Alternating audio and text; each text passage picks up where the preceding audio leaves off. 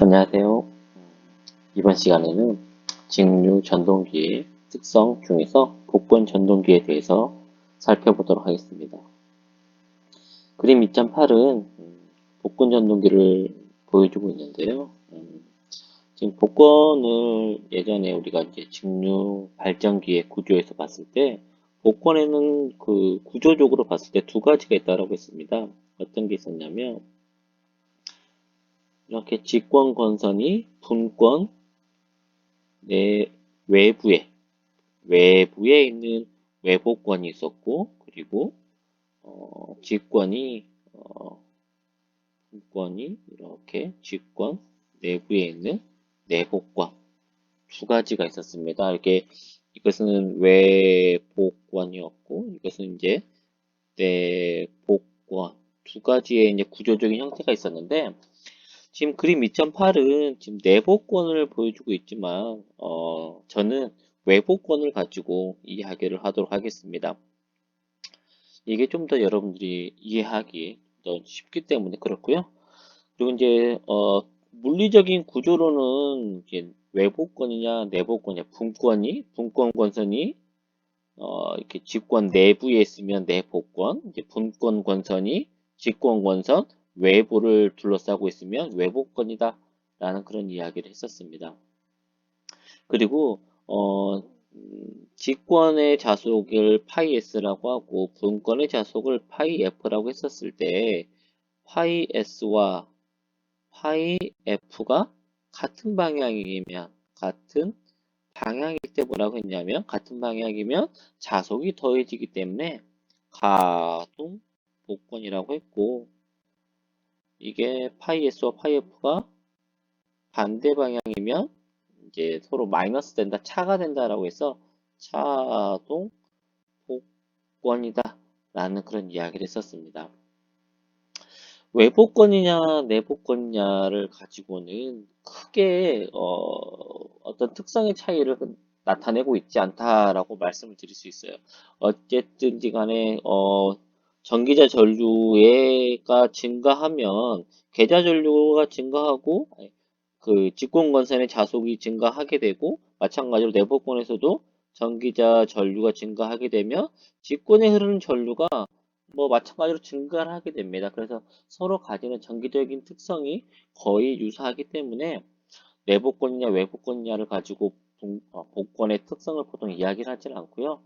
자속이 더해지느냐, 자속이 이게 뭐 반대 방향이냐, 가동 복권이냐, 차동 복권이냐를 가지고 이렇게 이제 복권 전동기 또는 복권 발전기의 특성에 대해서 이야기를 하게 됩니다. 그래서 저는 이제 외복권을 가지고 이제 이야기를 할 거고요. 여기에서 이제 외복권을 보게 되면 공급되는 이제 전압이 있겠죠. 전동기니까 전압이 공급될 것입니다. 공급되는 전압이 일정하다라고 할게요. 공급되는 전압이 일정하다. 전압이 일정하다라고 했었을 때, 그러면 분권 권선에 흐르는 전류, 이 계좌 전류는 어떻게 될 것이냐라는 것이죠. 계좌 전류는 어쨌든지 간에 이 공급되는 전압과 전기자 측, 그리고 이 분권 권선 측이 다 병렬 연결이니까 여기 양단에 걸리는 전압도 어떻더라? V로서 일정하다라는 것이죠. 일정하다. 그러면 여기에 이 분권의 이 저항이 일정하다라고 또 가정을 한다면, 여기 흐르는 전류는 어떻게 된다? 계좌 전류, 아니 분권권선에 흐르는 전류도 일정하다라는 것입니다. 분권권선에 흐르는 전류도 일정하기 때문에 결국에는 분권권선에서 만들어지는 자석도 일정하게 만들어지고 있다라고 그렇게 말씀을 드릴 수가 있겠습니다. 그리고 그렇다면 이제 우리가 그 속도의 특성을 어떻게 우리가 확인을 했었냐면, 속도의 특성 곡선은 전기자 전류를 증가시켰을 때 속도의 변화를 보았습니다. 속도의 변화 특성을 보았고요. 그리고 이제 속도에 대한 특성 수익이 이제 분권이라 이렇게 봤을 때 K1이라는 상수 곱하기 자속분의 V-IA R A가 우리가 일반적으로 이제 우리가 봐왔던 식이다라고 본다면, 가동복권은 자속이 어떻게 된다고 했습니까? 가동복권은 자속이 파이 s와 파이 f가 서로 더해진다라고 했죠. 가동복권이 있기 때문에 그렇죠. 더해지는 그런 값이 된다. 그래서 이 속도에 대한 식이 어떻게 바뀌게 되냐면 분권 자속 플러스 직권 자속분의 v 마이너스 어떤 비례상수 k1 곱하기 v 마이너스 전기자 전류가 이 내부에 전기자 저항이 포함되어 있다고 한다면 직권 번선의 저항과 그림을 좀 지우고 다시 보도록 하겠습니다.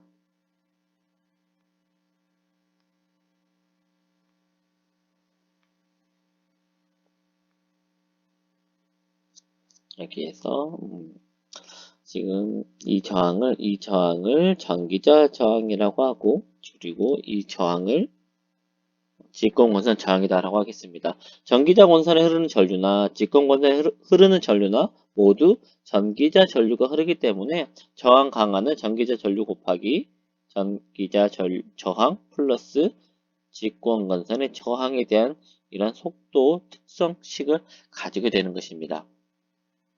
그리고 이제 토크식도 보게 되면 토크식은 어떤 비례상수 곱하기 자속 그리고 거기에 전기자 전류의 곱으로 나타낼 수가 있는데 여기서 마찬가지로 자속이 어떻게 바뀐다? 자속이 가동복권이니까 더해지는 형태가 된다라는 것이죠.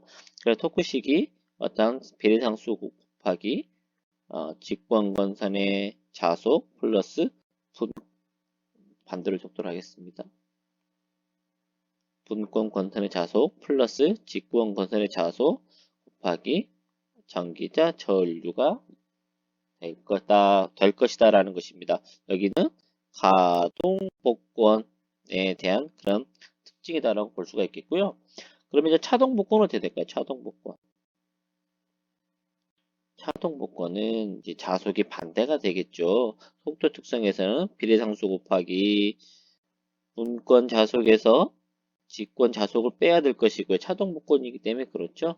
V- 이제 저항 강화는 마찬가지로 같은 식을 가지게 될 것입니다.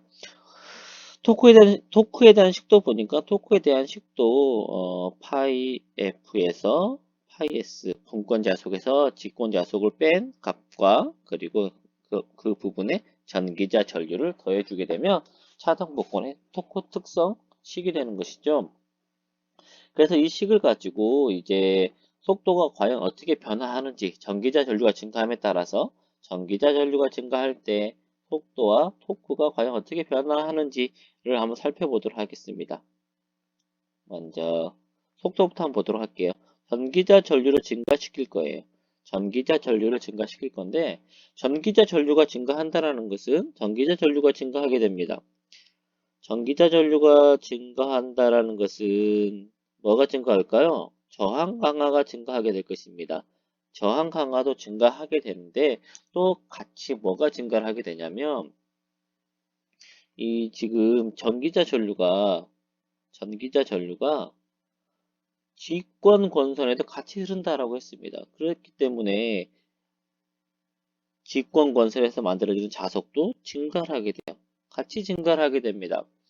그러면 어떤 특성이 나타나기 시작하냐면 속도가 한번 떨어지기 시작하는 속도도 한번 떨어지겠죠. 이것 때문에 저항 강화 때문에 속도가 떨어지게 됩니다. 속도가 떨어지게 되는데 여기에 또 뭐가 증가를 하죠? 직권 자속이 또 증가합니다. 안 그래도 전압 강화 때문에 속도가 떨어지는데 여기에 다시 또 직권 권선 때문에 속도가 더더욱 떨어지게 되는 것이죠. 그래서 속도가 이렇게 급격하게 떨어지는 형태의 그런 특성을 가지게 됩니다. 그리고 두 번째, 이건 이제 가동복권이었고, 가동복권의 이제 속도 특성 곡선이다라고 볼 수가 있겠고요. 그 다음에 차동복권의 이제 속도 특성을 한번 보도록 하겠습니다.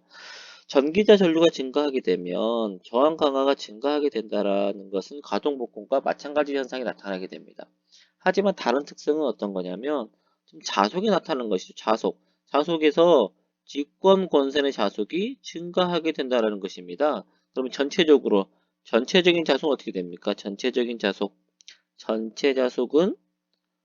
직권 자속이 증가했기 때문에 전체 자속은 감소하게 된다는 것이죠. 감소하게 되어버리게 됩니다.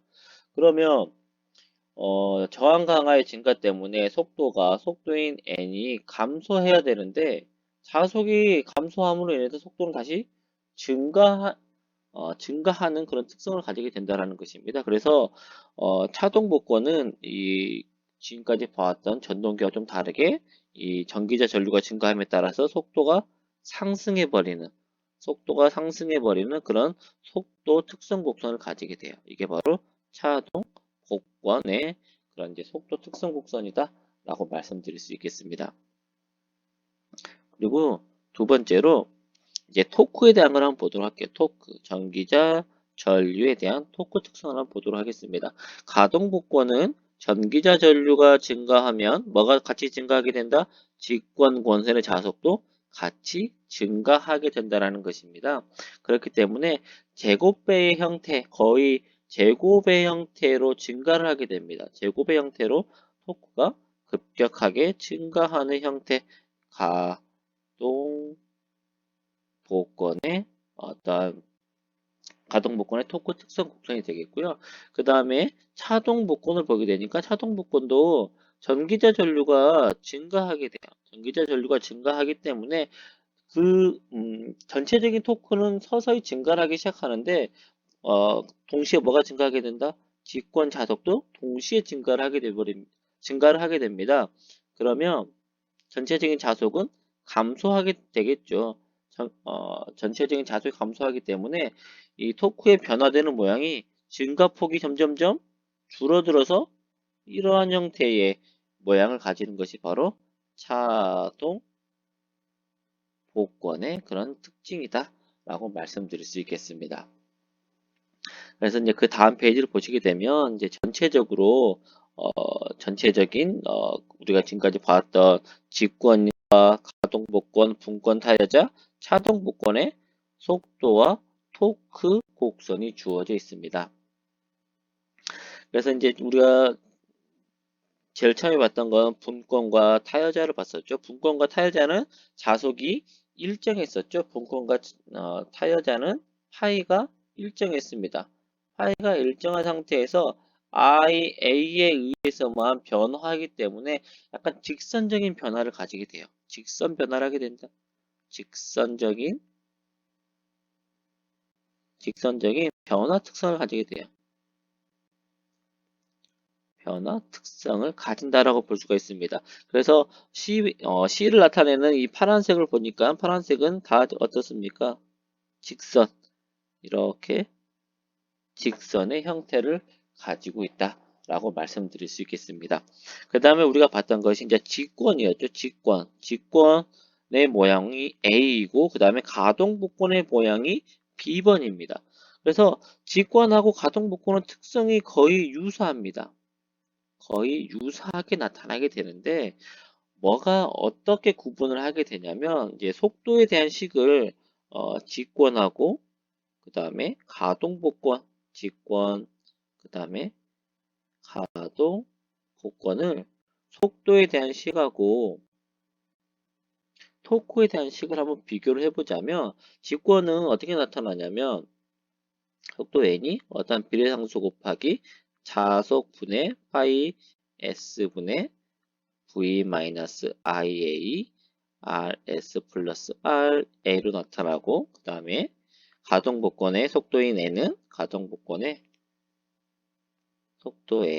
어떤 비례상수 곱하기 분권 자속 마이너스 직권 자속분의 가동복권이죠. 더하기 v-ia rs 플러스 ra로 나타나게 됩니다. 여기서 큰 차이점을 주는 부분이 지금 위에 분자는 같죠. 분자의 모양은 같은 모양을 가지고 있습니다. 하지만 다른 것은 어떤 거냐면 직권은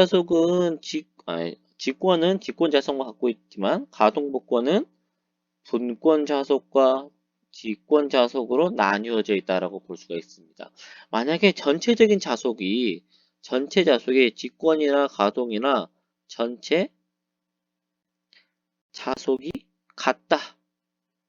전체 자속이 같다라고 한다면 직권의 전체 자속은 파이 s가 될 것이고요. 가동복권의 전체 자속은 파이 f 플러스 파이 s가 서로 이렇게 같은 값이다라는 것입니다.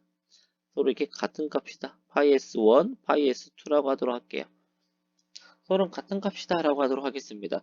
그러면 전기자 전류가 증가함에 따라서 전기자 전류가 증가할 때 파이 s1은 전체가 다 증가하겠죠. 전체가 증가하겠지만 가동복권은 누구만 증가하죠? 분권은 어떻더라? 얘는 일정하고 직권 자속만 증가하게 된다는 것입니다. 이 의미가 어떤 거냐면 자속의 증가폭이 자속이 증가하는 비율이 누가 더 크다? 직권이 훨씬 더 크게 증가를 하게 되는 것입니다. 전기자 전류에 대해서 직권이 훨씬 더 자속이 더 많이 증가를 하기 때문에 속도가 떨어지는 폭이 훨씬 크다. 더 크게 변화하게 된다. 그래서 이 가동복권과 직권복권은 약간 특성이 유사하지만 누가 더 크게 변화한다? 직권이 보다 더 큰 변화를 가지게 된다는 것입니다. 그래서 속도가 떨어지는 비율이 더 큰 A 그래프가 직권에 대한 그래프가 되는 것이고요.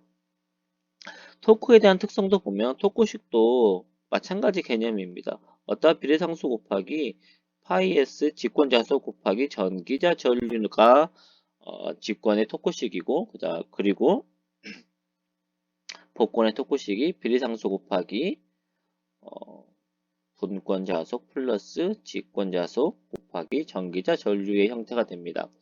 그래서 전기자 전류가 증가함에 따라서 직권자속은 전체가 다 증가한다라는 것이죠. 직권에서는 전체가 다 증가를 하게 되는데 이 가동복권에서는 누구만 증가한다? 분권은 일정하고 이 직권의 일부 분의 자속만 증가하게 된다는 것입니다. 그렇기 때문에 누구의 증가폭이 더 크다? 직권의 토크 증가폭이 훨씬 더 크게 나타난다는 것입니다. 그래서 토크에서도 보다 크게 증가하는 A 그래프가 직권의 특성을 나타내고 있다라고 말씀드릴 수 있겠습니다. 그리고 이제 그래프에서 이제 우리가 확인할 수 있는 것처럼 차동복권은 이 A, B, C, 직권, 가동복권, 분권 타여자와 매우 다른 그런 이제 그 특성 곡선을 가지고 있다라는 것을 확인해 볼 수 있겠습니다. 오늘 여기서 마치도록 하겠습니다.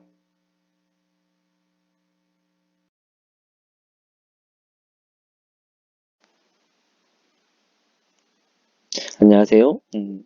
이번 시간에는 직류 전동기의 운전 중에서 기동에 대해서 한번 이야기를 해보도록 하겠습니다. 기동. 그러면 이제 기동에 대한 이야기를 하기 전에 기동이라는 게 과연 어떤 상태를 이야기하는지에 대해서 한번 정의를 한번 해보도록 할게요. 전동기입니다. 전동기라는 것은 어떤 거냐면 외부에서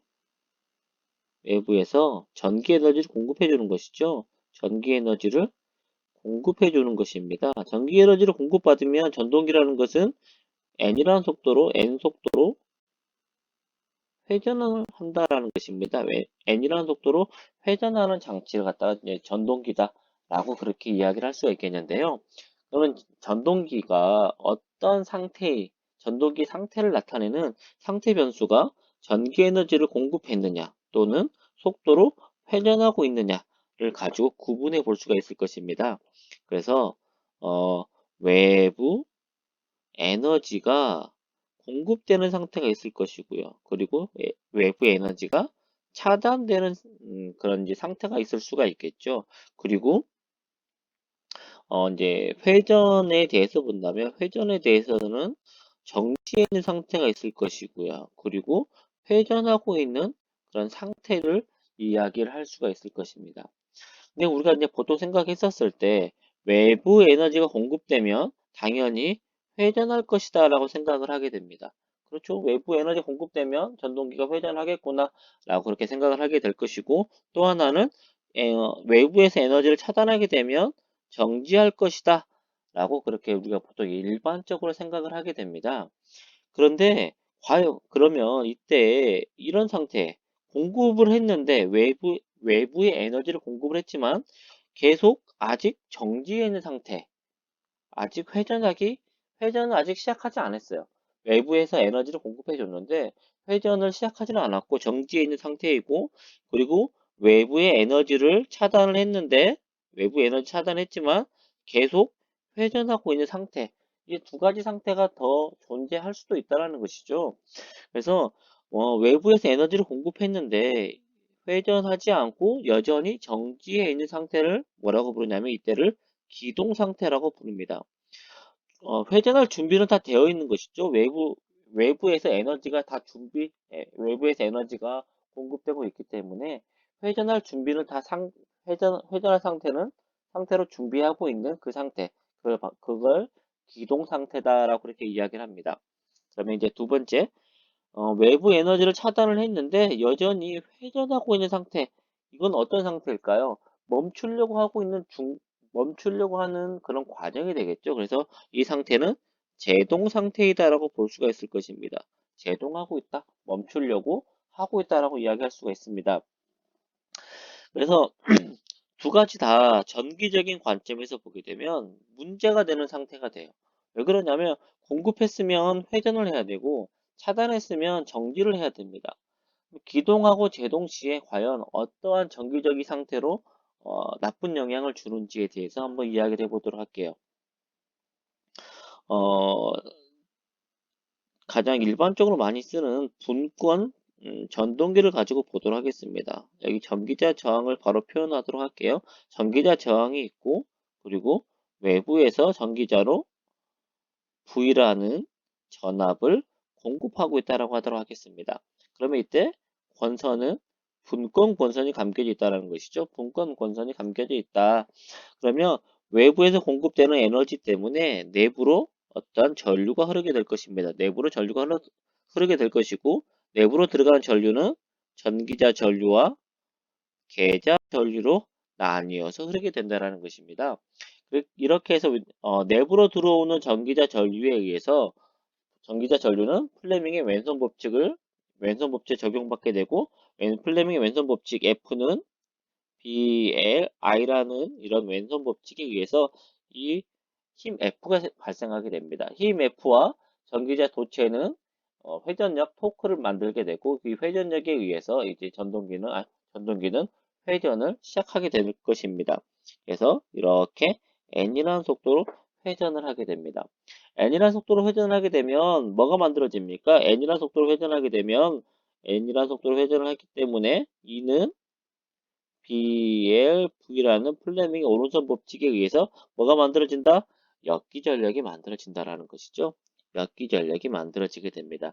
이때 공급되는 전압의 극성을 위쪽을 플러스, 아래쪽을 마이너스라고 한다면, 내부에서 만들어지는 기전력이 역기전력이기 때문에 위쪽이 플러스, 아래쪽이 마이너스인 역기전력을 생성을 한다라고 그렇게 이야기를 할 수가 있는 것이죠. 그러면 이 주어진 회로에서 회로 방정식을 한번 세워보도록 할게요. 이쪽에서 루프를 돌려서 전압 방정식을 세워준다면 V는 I A 곱하기 R A 플러스 역기전력인 E이다 라는 식으로 만들어낼 수가 있겠죠. 여기에서 전기자 전류에 대한 식으로 변화시킨다면 전기자 전류는 단자전압 마이너스 역기전력 나누기 전기자 저항이다 라는 식으로 전기자 전류를 계산할 수 있습니다. 그러면 이것은 지금 구한 전류는 어떤 전류이냐면 전기자 전류이죠. 전기자 전류입니다. 전기자 전류는 어디에 흐르는 전류? 전기자 권선에 흐르는 전류이다. 전기자 권선에 흐르는 전류입니다. 전류라는 것입니다. 이게 일반적으로 외부에서 전원이 인가되고 n이라는 속도로 회전을 했었을 때 전기자에 흐르는 전류를 다음과 같이 계산할 수가 있다는 거예요. 그런데 이때 어떤 상태라고 했습니까? 기동 상태라는 것은 외부에서 단자 전압은 공급이 됐는데 회전하지 않은 상태라는 것이죠. 회전하지 않았습니다. 기동 상태라는 것은 V는 공급되었는데 속도가 있다 없다? 속도인 n이 제로인 상태라는 것입니다. 속도가 0이면 역기전력이 나올까 안 나올까요? 역기전력 E는 B, L, V인데 속도 V가 제로이니까 역기전력이 0이 되어버리겠죠. 그러면 역기전력이 0이 되어버리면 이 전기자의 흐르는 전류를 어떻게 산댄다? 기동 상태에서 전기자 전류는 R, A분의 V-2인데 역기전력이 얼마입니까? 제로인 상태가 되어버리죠. 그래서 전기자 전류는 전기자 저항분의 단자 전압이라는 전류로 계산이 되게 돼요. 여기서 우리 한번 보면 여기서 봤을 때 기동시에 흐르는 전류와 기동시에 흐르는 전류를 우리가 기동전류라고 부릅니다. 기동시에 흐르는 전류다라고 해서 기동전류라고 부르고요. 그리고 여기서 이 전류는 이제 정격 속도로 회전했었을 때의 전류다라고 한다면 정격 전류다라고 부를 수가 있겠죠. 정격 전류이다 라고 부를 수 있습니다. 그래서 전격 전류를 우리가 보통 이제 IN이다라고 이렇게 표현을 하게 되고요. 기동 전류는 스타트 전류다라고 해서 기동 전류를 IS이다라고 이렇게 표현을 하기도 합니다. 그러면 누가 더 클까요? 전격 전류하고 기동 전류 중에 뭐가 더 크냐면 당연히 전격 전류는 역기 전력만큼 빼버리니까 단자 전압에서 역기 전력의 차를 전기자 저항으로 나누는 전류가 되고 그리고 기동 전류는 단자 전압을 전기자 저항으로 나누는 그런 전류가 됩니다. 그래서 우리가 일반적으로 보았을 때 전격 전류는 거의 0에 가까운 매우 낮은 전류가 흐르게 돼요. 하지만 기동 전류는 이제 단자 전압을 저항으로 나눠버리다 보니까 전격 전류보다 매우 큰 전류가 흐르게 된다는 것이죠. 매우 큰 기동 전류가 흐르게 됩니다. 그래서 기동 시에는 어떻더라? 기동 시에는 역기 전력이 0이 되어서 전기자 전류가 높다. 즉 기동 전류가 매우 높다라는 것입니다. 그래서 기동 전류가 기동 시에는 1.5배 정도 물결 표시예요. 1배에서 1.5배 정도의 전격 전류가 되는데 많을 경우에는 3배까지의 전격 전류가 기동 전류가 흐르기도 한다는 것입니다. 그러면 이 높은 기동 전류가 미치는 영향은 어, 여러분들 전력 구하나씩 다 아시죠? 전력 P는 VI입니다. 이 전력이라는 것은 전압과 전류가 공급됐을 때 어, 가지는 그런 전기적인 힘을 나타내는 것이죠. 이게 바로 이제 전력인데 우리가 이제 V는 IR이다라는 것은 저항에 전류가 흘렀을 때 가지는 전압 강화의 크기다라고 이야기할 수가 있습니다. 그래서 이 전압에 대한 식을 전력식이다 대입을 하니까 전력이 P는 I 제곱 R이다라고 이야기를 할 수가 있게 되고 이 전력식이 가지는 의미는 저항에 전류가 흘렀을 때 가지는 동손이 되는 것이죠. 동손의 개념이 되어버리게 됩니다.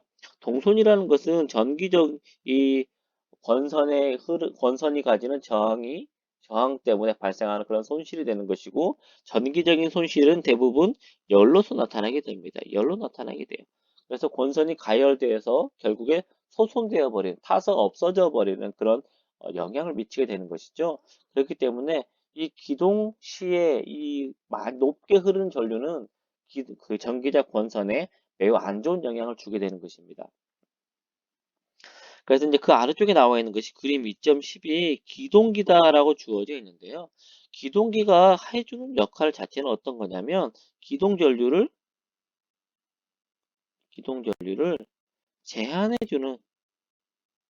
제한해주는 그런 기능을 담당해 주는 것이 바로 기동기다라고 이야기할 수가 있겠습니다. 그래서 기동 시에는 뭐가 문제가 되겠죠? 기동 시에는 RA분의 V-E인데 이 값이 뭐가 되어버린다? 0이 되어버려서 기동 전류가 높아진다라는 그런 문제가 있다는 것입니다. 그럼 전류를 어떻게 하고 싶다? 전류를 낮게 하고 싶어요. 낮게 하고 싶으면 가장 기본적인 방법이 뭘까요? 여기에다가 추가적인 저항을 삽입해 삽입해주면 되겠죠. 저항을 삽입해주면 됩니다. 그래서 이렇게 추가적인 저항을 삽입해서 기동 전류를 제한해 주는 것을 바로 기동기다라고 이야기할 수가 있겠습니다. 그래서 이제 스위치를 닫고 이제 기동기에 이제 전동기를 운전을 하게 되는데 이때 스위치를 닫아서 아직 회전하지 않았으니까 기동 전류가 매우 높겠죠. 그러면 이때 내가 사용하고자 하는 기동 저항은 가장 높은 저항을 사용을 해야 될 것입니다. 그래서 RS를 노치원에 돌려서 여기에 연결시킨다는 것이죠. 그래서 이게 지금 전체 저항의 크기이고요. 저항의 전체 길이를 쓰고 있기 때문에 RS 노치원이 가장 높은 저항의 크기다라고 이야기할 수가 있겠습니다. 그래서 가장 높은 저항을 연결시켜서 기동을 시작하게 됩니다. 기동을 시작하게 되고 그러면 기동을 시작했으니까 이제 속도인 n이 어떻게 될까? 점점점 상승을 하겠죠. 속도가 상승을 하게 됩니다. 속도가 상승을 하게 되면 이제 역기전력은 될까요? 역기전력도 같이 상승을 하게 돼요. 역기전력이 상승을 하게 되면 전기자 저항이 어떻게 계산됐습니까? 지금 기동저항법에 의해서 기동저항기에 의해서 RA 플러스 RS분의 V-2였어요. 근데 기동 시에는 얘가 0이었기 때문에 매우 높은 전류였지만 이제는 속도가 상승을 했어요. 속도가 상승했으니까 역기전력이 점점점 상승을 하기 시작하겠죠. 역기전력이 상승을 하기 시작하니까 전기자 기동 전류는 점점점 감소하기 시작합니다. 기동 전류가 점점점 감소하기 시작해요. 그러면 토크는 뭐에 비례하죠? 토크라는 것은 전기자 전류에 비례를 했습니다. 전기자 전류가 점점점 감소하니까 회전력도 감소하기 시작을 해요. 회전력이 감소해서 계속 낮아지게 되면 어떻게 될까요? 결국에는 회전하지 못하는 현상이 나타나기 시작하게 됩니다. 감소하게 되면 회전을 하지 못하게 된다. 회전을 하지 못하는 현상이 나타나게 돼요. 그러면 다시 회전을 하려면 뭘 해줘야 될까요? 다시 회전하고 싶으면 어떻게 해줘야, 뭘 키워줘야 되죠? 회전하고 싶어요. 회전하고 싶으면 토크를 상승시켜야 되겠죠. 토크를 상승시켜야 됩니다.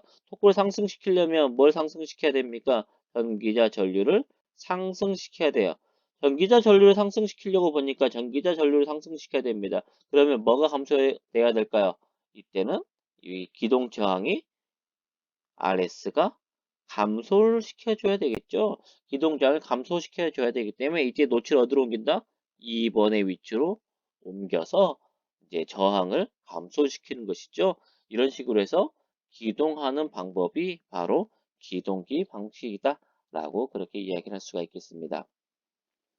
이 기동 방식에 대한 이야기는 다음에 좀 더 자세하게 이야기를 하도록 하겠습니다.